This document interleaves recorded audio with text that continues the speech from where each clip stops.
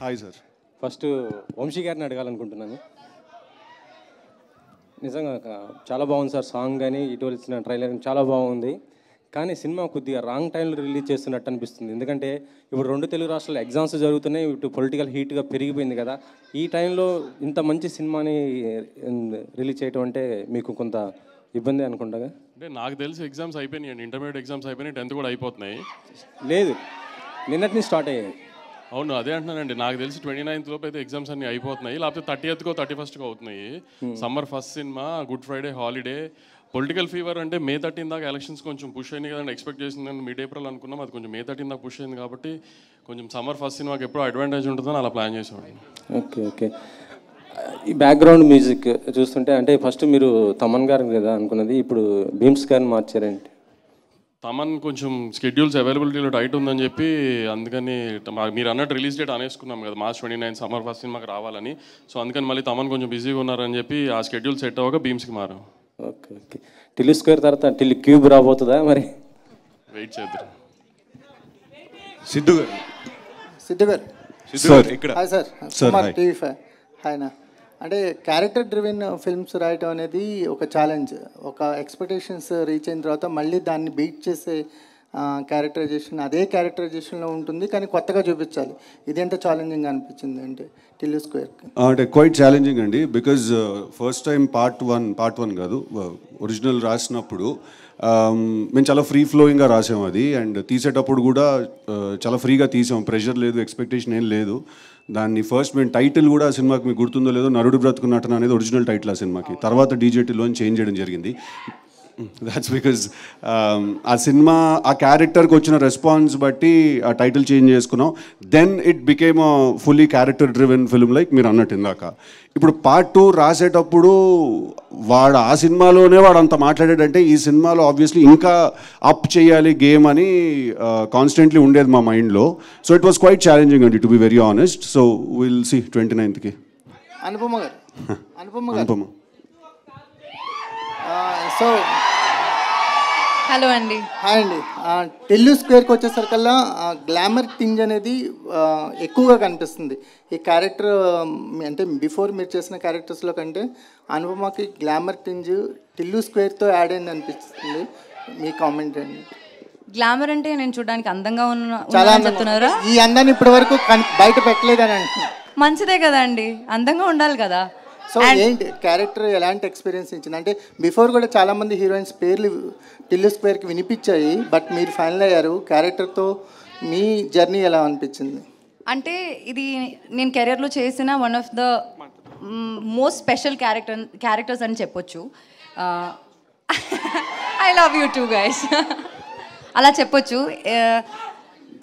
ఇప్పుడు దాకా like past 3 years నుంచే నేను ఎక్స్పెరిమెంట్ చేయడం నా కెరియర్లో, డిఫరెంట్గా క్యారెక్టర్స్ చేయడం అవన్నీ స్టార్ట్ చేశాను. అప్పుడు దాకా నేను చేసిన క్యారెక్టర్స్ అంతా నాకు ఇష్టం, కానీ యాజ్ అన్ యాక్టర్ నేను ఎక్స్ప్లోర్ చేయలేకపోయాను కొన్ని characters because of the limitations I had and the circle I was put in to. So ఒక యాక్టర్గా నేను ఎక్స్ప్లోర్ చేయాల్సిన ఒక ఏరియా అనమాట, అది ఎక్స్ప్లోర్ చేయడం ఇక్కడ జరిగింది. And I strongly believe in the character అండి. I really think it's one good character that I can be proud of. Okay, so ఈ సాంగ్కి మ్యూజిక్ కంపోజ్ చేసిన అచ్చు గారు is here. Welcome to you Achu గారు. అండ్ యా, మీ question అండి. Yeah, ఎప్పటి నుంచి మీరు మిమ్మల్ని ఇలా ఎక్స్ప్లోర్ చేసుకోవాలని చెప్పి డిసైడ్ చేశారండి?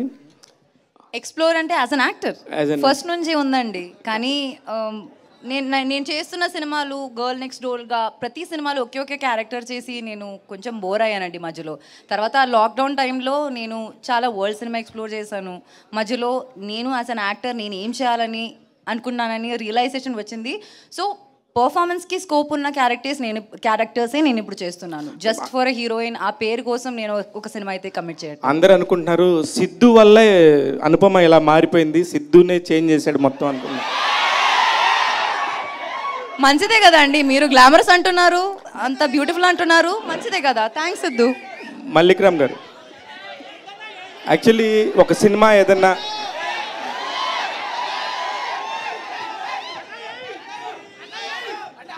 సిద్ధు గారు ఏం చేయలేదయ్యా, వదిలేయండి.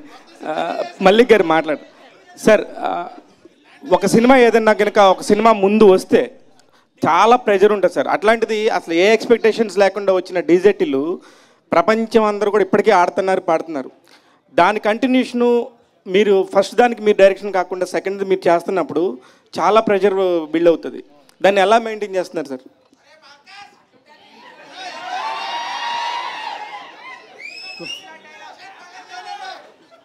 అసలు స్టార్ట్ చేసినప్పుడే we had a lot of pressure అండి. అంటే మెంటల్గా తెలుసు we're going for a big challenge అని ఒక ఐడియా ఉన్నింది మాకు. బట్ మనకు స్టోరీ, కాస్టింగ్, మ్యూజిక్ ఇలాంటి మంచి డిపార్ట్మెంట్స్ అన్నీ కుదిరినప్పుడు ఆ ఎక్స్పెక్టేషన్ మ్యాచ్ చేయగలము అన్న confidence as we're doing the film మాకు అనిపించిందండి. సో ఇది కూడా వీ ఫెల్ట్ దట్ ఇప్పుడంతా షూట్ చేసేసి అంతా చూసిన తర్వాత we feel like we've done 100% justice to the story and this is a good sequel to DJ Tillu. Siddhu garu sir, ఏ సినిమాకైనా కూడా ఇప్పుడు ప్రమోషన్ పాయింట్ ఆఫ్ వ్యూలో ఒక 1 month నుంచి ముందు నుంచి చేయాలి, 1.5 month ముందు నుంచి చేయాలి అనేది ఒక పారామీటర్ రన్ అవుతుంది ఇండస్ట్రీలో.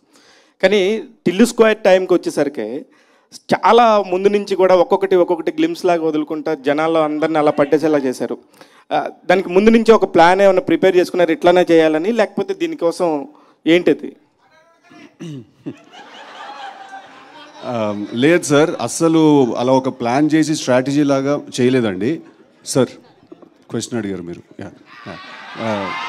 కాదు no he was just passing the mic. No, I wanted to make sure he was listening. First నుంచి ప్లాన్ చేసి స్ట్రాటజీ లాగా చేయలేదు సార్. కాకపోతే మేము యాక్చువల్లీ Feb 9th రావాలి, కానీ ఈగిల్ ఏమంటారు మన ఫిలిం కౌన్సిల్ తీసుకునే డెసిషన్ వల్ల we had to move, we had to respect the decision. కానీ అప్పటికి మేము సరే చాలా మెటీరియల్ రెడీ చేసి పెట్టుకున్నాం. మాకు ఒక సాంగ్ ఉండింది, ట్రైలర్ ఉండింది, ఇంకొక సాంగ్ వీడియో రాబోతుంది.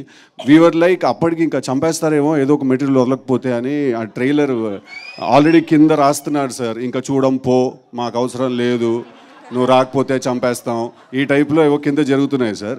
సరే అది నిజమా డిస్బిలీఫ్లో ఉండాలా ఏదో తెలియదు, ఫస్ట్ అయితే ట్రైలర్ వదులుతాం అని సినిమా గురించి బయట యూనో స్ప్రెడ్ అవ్వాలి, ఇన్ఫర్మేషన్ న్యూస్ స్ప్రెడ్ అవ్వాలని చెప్పి ట్రైలర్ ముందే రిలీజ్ చేశాను sir. So Valentine's day was a very good day Tillu trailer release చేయడానికి.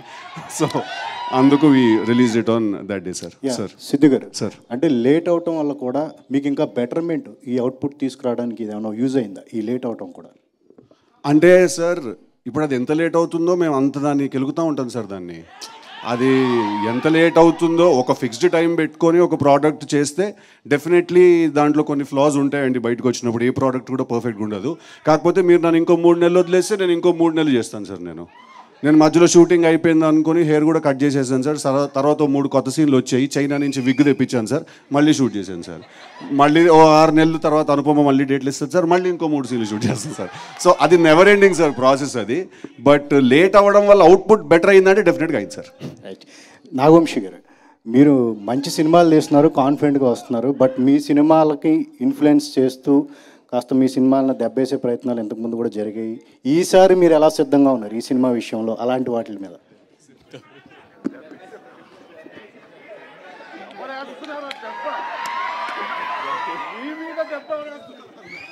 తెలీదండి మరి, ఈసారి కూడా ట్రై అలాంటి జరిగితే మీరు చెప్పినట్టు లాస్ట్ టైం ఒకవేళ జరిగి ఉండి ఈసారి కూడా జరిగితే దాని కూడా అప్పుడు ఇంకా ఏదన్నా ఏం చేయాలనేది కనుక్కోవాలి ఇంకా మేము కూడా. వంశీ గారు, అంటే టిల్లు కానీ మ్యాట్ కానీ సితారాలో ఒక కొత్తగా కైండ్ ఆఫ్ ప్రయోగాలు చేసి సక్సెస్ అయ్యారు. అంటే ఇది కంటిన్యూ చేస్తారా? చేద్దాం, కంటిన్యూ చేయమని కోరుకుంటున్నాను సార్. ఖచ్చితంగా కంటిన్యూ చేద్దాం. అంటే ఎలా అంటే సిద్ధు గారు సార్ యాక్చువల్గా మీరు చెప్పినట్టు టిల్లు మీరు అనుకుని చాలా పెద్ద హిట్. సో రెండోది చేయడం అన్నది చాలా భయంతో కూడిన అవునండి ప్రయోగం. సో ఆ భయమే మిమ్మల్ని ఈ సినిమాలో అడల్ట్ డోస్ లేదా యూత్ డోస్ పెంచేలా చేసిందా?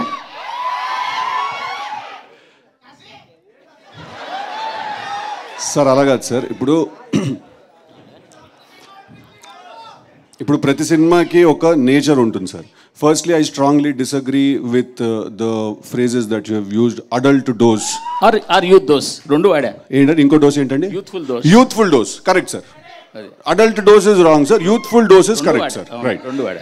సో అరే సో కాదు సార్, ఇప్పుడు ప్రతి సినిమాకి ఒక నేచర్ ఉంటుంది సార్. ఇప్పుడు డీజే టిల్లు క్యారెక్టర్ మనం తీసుకుంటే తన లైఫ్లో జరిగే ఒక ఎపిసోడ్ని మనం ఏదైనా సినిమాగా తీయాలి అనుకునే ఉంటుంది కదా సార్. లాస్ట్ టైం ఒక ఎపిసోడ్, ఈసారి ఇంకో ఎపిసోడ్.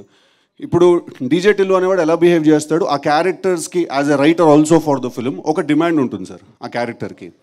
ఇప్పుడు డీజే టిల్లు అనేవాడు ఒకలా బిహేవ్ చేయాలి సార్. వాడు పొద్దున్నే లేచి తలస్నానం చేసుకుని వాళ్ళ కులదైవం గుడికి వెళ్ళి నల్ల నువ్వులు తెల్లపాలు నైవేద్యం కింద పెట్టి వాడు సాయంత్రం 6 గంటల వరకు ఉపవాసం ఉండి అల్పాహారం చేస్తే పెద్దగా బాగోదు సార్, చూసే మీకు చేసే మాకు కూడా.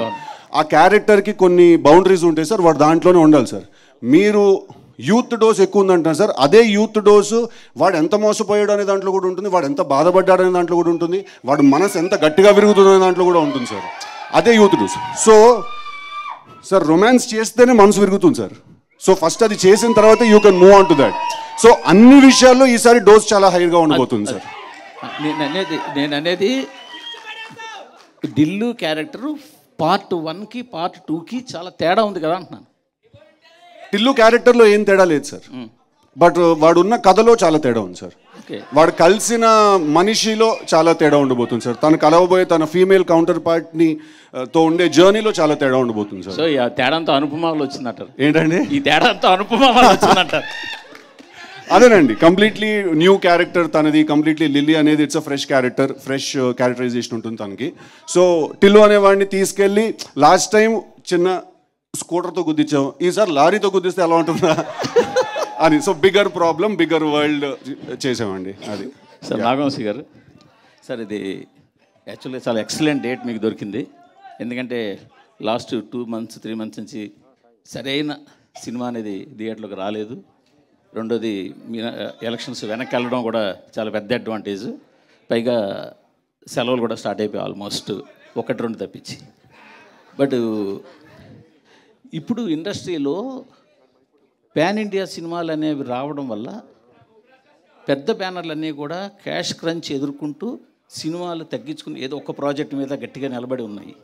బట్ మీరు మాత్రం కంటిన్యూగా చాలా ప్రాజెక్ట్స్లు చేస్తున్నారు. వాళ్ళకి మీకు ఏంటి తేడా ఏంటి ఎందువల్ల? అంటే ఏ పెద్ద బ్యానర్ క్యాష్ క్రంచ్లో ఉండి సినిమాలు తగ్గించారండి? అందరూ తీస్తున్నారు కదా. అందరి దగ్గర ఒక్కొక్క సినిమా కనిపిస్తున్నాయి కదా పెద్ద సినిమాలన్నీ. పెద్ద అంటే యాక్చువల్లీ ప్లాన్డ్గా ఎక్కువ నెంబర్ ఆఫ్ ఫిల్మ్స్ ఉండాలని కదండి. ప్రాసెస్లో అలా జరిగినాయి. అలా ఒక్కొక్కటి ఈ ఇయర్ షూటింగ్కి వచ్చినాయి అనుకోకుండా నాకు అన్నీ. బట్ మీ దగ్గర కాకుండా కంటిన్యూగా ఒక 4-5 ప్రాజెక్ట్స్ ఉన్నాయి కదా.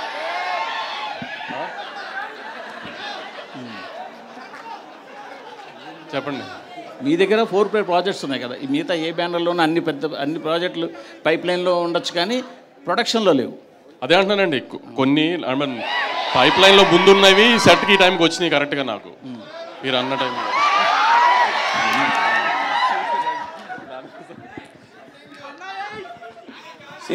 సిద్ధు గారు, సార్ చెప్పండి. టిల్లు అనేది ఒక ఐకానిక్ క్యారెక్టర్ అయిపోయింది. Thank you sir. Okay, second పార్ట్లో కూడా సేమ్ ప్రాబ్లం, సేమ్ క్యారెక్టరైజేషన్. మీరు అన్నదే ఒక అమ్మాయితో ఇబ్బంది పడతాడో లాస్ట్కి ఏమవుతుంది అనేది ఫస్ట్ పార్ట్ లాగే సేమ్ స్టోరీ. సో ఒక క్యారెక్టర్ ఐకానిక్ క్యారెక్టర్గా ఎస్టాబ్లిష్ అయిపోయినప్పుడు ఆ కథ కూడా సేమ్ అయినప్పుడు ఛాలెంజెస్ చాలా ఎక్కువ ఉంటాయి దాన్ని ఎంటర్టైన్ చేయడానికి. అది కూడా అలాంటిది డైరెక్టర్ మారినప్పుడు ఆ డిఎన్ఏని ఎలా క్యాచ్ చేయగలడు కొత్త డైరెక్టర్? అంటే ఆల్రెడీ పాత డైరెక్టర్ కొంత ట్రావెల్ చేసి అంటే నేను ఎలా దాన్ని నమ్మాను తను చేయగలుగుతాడు అనేది నన్ను అడుగుతున్నారు సార్. అంటే మేము ఈ సినిమా యాక్చువల్లీ అది మేము ప్లాన్ చేసుకుని ఈ సినిమా విమల్ చేయకూడదని లేదా ఒక వేరే డైరెక్టర్తో వెళ్ళాలని మేము అనుకోలేదు sir. First project DJ Tillu 2 అనే సినిమా మనం చెయ్యాలి అని నాకు వంశన్న వాళ్ళు చెప్పినప్పుడు నాకే డైజెస్ట్ చేసుకోవడానికి కాస్త టైం పట్టింది సార్. బికాజ్ అది మళ్ళీ ఒకసారి తీసాము, చాలా బాగా ఆడింది. So again how to create that magic is a very big challenge, right? But మేము ఆ డెసిషన్ తీసుకునే టైంకి విమల్ వేరే దగ్గర కమిట్మెంట్ ఇచ్చేసాడు that he's going to do a film for them. ఆ టైంకి me and Malik were parallelly working on some other story, వేరే ఒక కథ చేద్దామని చెప్పి.